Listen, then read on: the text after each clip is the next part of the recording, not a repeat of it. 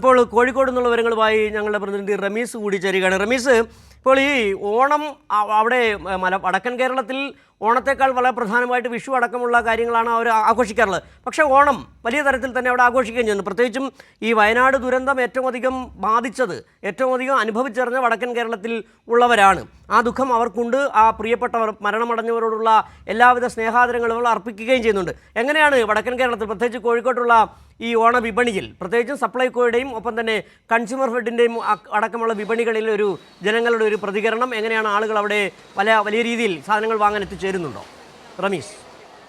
സിജു, തീർച്ചയായും സിജു പറഞ്ഞതുപോലെ മലബാറിനെ സംബന്ധിച്ച് വയനാട് ഒരു വലിയ ദുരന്തം കഴിഞ്ഞിരിക്കുകയാണ്. പക്ഷേ ഈ ഒരു ഓണക്കാലം ആ ദുരന്തത്തിൽ നിന്നൊക്കെ മറികടന്നുള്ള ഒരു അതിജീവനത്തിൻ്റെ ഒരു ഭാഗമായിട്ട് തന്നെയാണ് മലബാറുകാർ കാണുന്നത്. ആ ഓണാഘോഷത്തിൻ്റെ ആ ഒരു തിരക്ക് നമുക്ക് വിപണികളിലും കാണാം. ഞാനിപ്പോൾ നിൽക്കുന്നത് കോഴിക്കോട് കൺസ്യൂമർ ഫെഡിൻ്റെ ഒരു വിപണിയിലാണ്. ഏകദേശം 107 ഓണ മേളകളാണ് ജില്ലയിലാകെയും തന്നെ വിവിധ സഹകരണ സംഘങ്ങളിലൂടെ നടത്തുന്നത്. ഏകദേശം 25ഓളം ത്രിവേണികളും മറ്റ് സഹകരണ സംഘങ്ങളുമായാണ് നടത്തുന്നത്. ചേച്ചി, എങ്ങനെയുണ്ട് ഇവിടുത്തെ സാധനങ്ങളൊക്കെ ഉണ്ടോ? എല്ലാ സാധനവും ഉണ്ട്. സിജു, ഏകദേശം കുറുവ അരിയാണ് ഈ മേഖലയിൽ, മലബാർ മേഖലയിലൊക്കെയും തന്നെ വിതരണം ചെയ്യുന്നത്. അതുകൊണ്ട് തന്നെ മാത്രമല്ല, ഈ സാധനങ്ങൾ ഏകദേശം ഒരാഴ്ചത്തേക്കുള്ള സാധനങ്ങൾ ഏകദേശം ഇവിടെയൊക്കെയും ഫുള്ളാണ്. അത് വാങ്ങാനുള്ള ആളുകളുടെ തിരക്കും ഈ വിപണികളിലെല്ലാം തന്നെ സജീവമായി കാണപ്പെടുന്നുണ്ട്. നമ്മുടെ ചേച്ചി നേരത്തെ സാധനങ്ങളൊക്കെ ലഭിക്കുന്നുണ്ട്. എല്ലാ സാധനങ്ങളും ഉണ്ട്.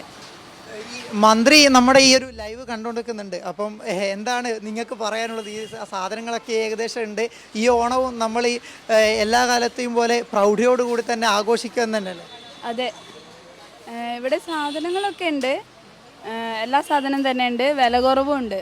അതുകൊണ്ട് ഞങ്ങൾ രാവിലെ വന്ന് ടോക്കൺ എടുത്ത് ഇപ്പം വാങ്ങാൻ നിൽക്കുക. ഈ ഭാഗങ്ങളിലൊക്കെയും തന്നെ സിജു, നേരത്തെ മന്ത്രി പറഞ്ഞതുപോലെ ഈ വിപണികളെല്ലാം തന്നെ ജനങ്ങൾ അത്രമേൽ ഇഷ്ടപ്പെടുന്നുണ്ട്, അതുപോലെ തന്നെ സ്വീകരിക്കുന്നുണ്ട്. നേരത്തെ നമ്മൾ പറഞ്ഞതുപോലെ ഏകദേശം 1500 രൂപ പൊതുവിപണിയിലുള്ള സാധനങ്ങളാണ് 900 രൂപയ്ക്ക് ഇവിടെ വിപണികളിലൂടെ ജനങ്ങളിലേക്ക് എത്തിക്കുന്നത്. ഏകദേശം അത് മറ്റ് പ്രയാസങ്ങളും മറ്റ് പ്രതിസന്ധികളെല്ലാം തന്നെ ഈ ഒരു സമയത്ത് നമുക്കത് മറന്നുകൊണ്ട് ഈ ഓണം കെങ്കേമമായി ആഘോഷിക്കാനുള്ള ഒരു പരിപാടി കൂടിയാണ്. നമ്മളോടൊപ്പം ഇവിടെ സാധനങ്ങൾ വാങ്ങാൻ വന്ന ചേച്ചി, എങ്ങനെയുണ്ട് സാധനങ്ങളൊക്കെ? ഏകദേശം ഒരുവിധ സാധനമൊക്കെ ഉണ്ട്. എല്ലാ സാധനവും ഇവിടെ ഉണ്ട്. ഈ സാധാരണ ഈ വിപണിയിലൊക്കെ വില ഉണ്ട് എന്നാണ് പറയുന്നത്. പക്ഷേ അപ്പോഴാണ് നമ്മുടെ ഈ ഇത്തരത്തിലുള്ള സഹകരണ സംഘങ്ങളും കൺസ്യൂമർ ഫെഡുകളൊക്കെ ഇവിടെ വില വ്യത്യാസമുണ്ട്. സാധനങ്ങൾക്ക് പുറത്തുള്ളതിനേക്കാട്ടും വില കുറവ്.